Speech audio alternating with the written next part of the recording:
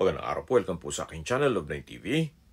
Patalasasan po, meron po ba kayong mga properties na napapabayaan or non-performing assets? Plan nyo yung ibenta, pero wala kayong oras sa pagbibenta nito. Kung ito'y pagkakatiwala nyo po sa amin, tago lang po kayo sa aking numero, usap po tayo, gawan ko po ng video for free.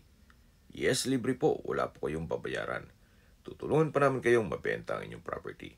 Kami na po pala sa marketing, sa boosting or paid ads. Even sa tripping, hindi na po kayo mapapagod sa pag-entertain ng mga buyers. Kami na po bala sa lahat. Tawag lang po kayo. Nandito po tayo ngayon sa Tagaytay, Nasugbu Highway, kung saan meron po tayong bagong video presentation, isang 3-story commercial building. May lot area po ito na 359 square meters. Ito po'y titulado, buhay po ang may-ari, kaya wala po kayong maging problema sa documentation o sa transfer ng title. May floor area po ito na 1,120 square meters at may overlooking view ng Taal Lake at Volcano. Dito po sa garahe sa taas ay kakasya ang 6 na sasakyan at sa labas naman ay kakasya ang 4 na sasakyan. Napakalaki pa po ng espasyo, marami po kayong pwedeng i-project dito. Pwede po itong gawing opisina, warehouse, restaurant, o gawing tindahan. At maganda rin pong gawin itong coffee shop. Gawa ng meron pong view deck. Ito po yung nasa mataas na lugar. Ang estimated elevation above sea level ay 2,000 feet. Kahit po dito sa ground floor ay tanaw pa rin po ang Taal Lake. Medyo foggy lang po kaya hindi natin gan maaninag. May elevator na rin po ito. At dito po sa garahe ay meron pong mga kwarto. Ito pong natatanaw natin, isa po yan sa mga kwarto dito. Na kung saan meron din pong banyo. At ito po yung entrada. At dito naman po sa kabila, ganun din po. Meron ding kwarto na kung saan malaki din ang espasyo nito. Sa dulo po ay may kusina. Dito naman po sa gilid ay may bar, then yung pintuan ay diretso yan kung saan tayo galing kanina. Then meron pong hagdan, at mula po dito sa hagdan, may mga kwarto pa papunta dyan sa dulo at dun sa baba. So marami pong mga kwarto dito sa ground floor. Ito pong handrail ay stainless. Samahan niyo po ako, akyat po tayo. So nandito na po tayo sa second floor. May mga kwarto dito sa gilid. Dito naman sa kabilang side ay open lang. Walang partitions. Pero meron din pong overlooking view dito. At yung sa dulo na nakikita natin ay yung hydraulic elevator. Kaya po nabanggit ko nina, maganda po itong gawing restaurant. O di kaya ay bar o bistro. Dito yung banda. At dyan naman yung mga table. So mula po dito, matatanaw naman yung Taal Lake. Pero medyo foggy po talaga kaya hindi ganun ka-visible. Pero subukan po natin na ilabas ng camera.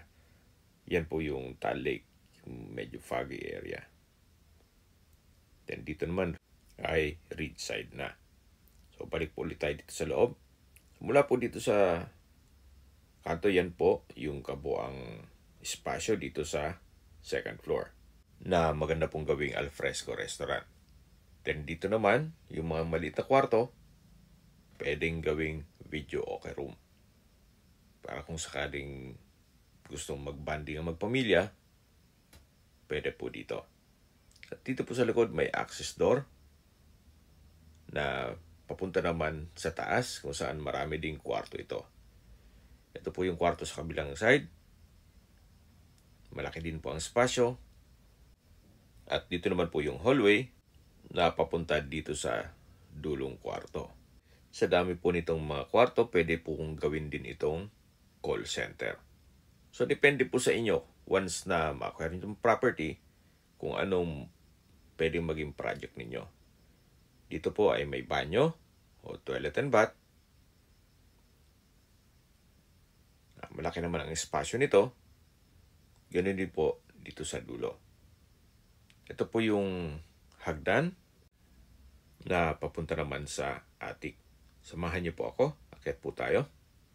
Sa structure naman po, maayos pa naman, walang mga cracks. Pintura na lang po ang kulang dito. So ito po yung attic. Then, dun sa kabila ay meron din pong possible na maging kwarto o stock room.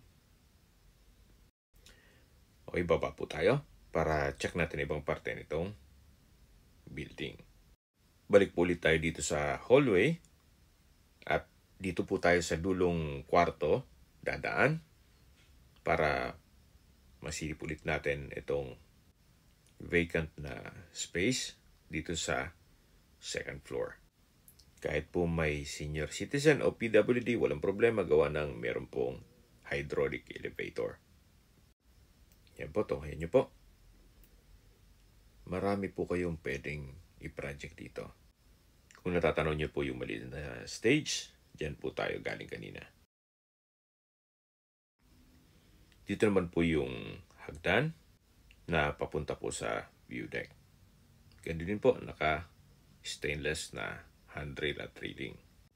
Ito pong view deck ay napagandang gawing pasyalan at ganun din po alfresco restaurant na may overlooking view. At syempre, meron din pong hydraulic elevator. At meron na rin pong mga nakasetup na mga disenyo para kung sakaling gusto magpa-picture ang inyong mga magiging kliyente, yan po sa glass bridge. Opo, meron pong glass bridge dyan sa dulo. Napakalawak po ng espasyo din dito. Okay, check na natin dito sa glass bridge.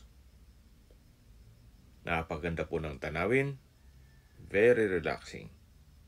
Tahimik ang lugar, sariwa ang hangin, at syempre po, malamig ang klima. Habang pinagmamasdan niyo po ito, at taglibot po tayo, pag-usapan natin ang distance, location, at travel time.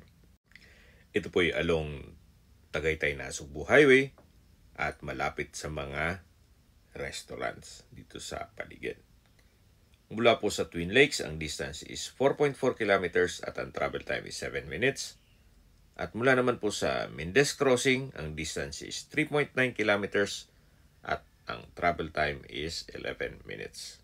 Sa Mendez Crossing po ay kumpleto na rin gaya ng public market, groceries, convenience store, remittance center, banks, at iba pang business establishments. Mula naman po sa Tagaytay Rotonda, ang distance is 9.3 kilometers at ang travel time is 24 minutes. Sa Tagaytay Rotonda po ay kumpleto rin gaya ng malls, hotels, restaurants, banks, schools, church, at hospital. Yan po yung lagi kong binabanggit sa inyo na dapat nyo i-consider sa paghanap ng property, yung meron pong malapit na hospital. Hindi ko naman po sinasabing sakitin kayo, yan naman po ay for emergency purpose lang naman. At mula naman po sa Calac Silang Interchange, ang distance is 41.8 kilometers at ang travel time is 58 minutes. Ang Calac po ay connecting South Luzon Expressway, Skyway, all the way to North Luzon Expressway at ibang parte ng Metro Manila. Kaya mas mapapabilis na po ang biyahe mula Manila papunta dito sa Tagaytay. At mula naman po sa Manila o sa airport, ang distance is 66.2 kilometers at ang travel time is 2 hours and 10 minutes. Sa mga nag-skip po ng video, summarize ko lang po, ito pong property ay may lot area na 359 square meters. Ito po ay titulado. Meron po dito 3 palapag na building na may floor area na 1,120 square meters. Meron din pong hydraulic elevator at dito po sa loob ay kakasya ang 6 na sasakyan. Then sa labas naman po ay 4 na sasakyan. Okay, sa presyo na po tayo. Binibenta po ito ni owner sa halagang 30 million pesos. Kung may mga katanungan po kayo, tawag lang po kayo sa aking numero. At sa mga kababayan naman natin nasa ibang bansa, meron po akong Telegram. Sa mga iPhone user man may message, meron din pong Imo, Skype, Viber at WhatsApp. Same number lang po, 0917-316-3399. Sa mga nagtatanong naman po ng aming Facebook, meron po aming Facebook page na Nov9TV at Facebook Reels video. Meron din pong TikTok at Instagram. May ibang YouTube channel po kami na The Nob9 TV channel at Nob9 TV Listings. Sana po naibigyan yung aming video presentation. Paki-like and subscribe na po sa aking channel para ma-update din po kayo sa aking future listings. Kung sakali po hanap nyo yung mas malaking sukat ng lupa, meron din po kami ibang listings na pwede nyong pagpilian.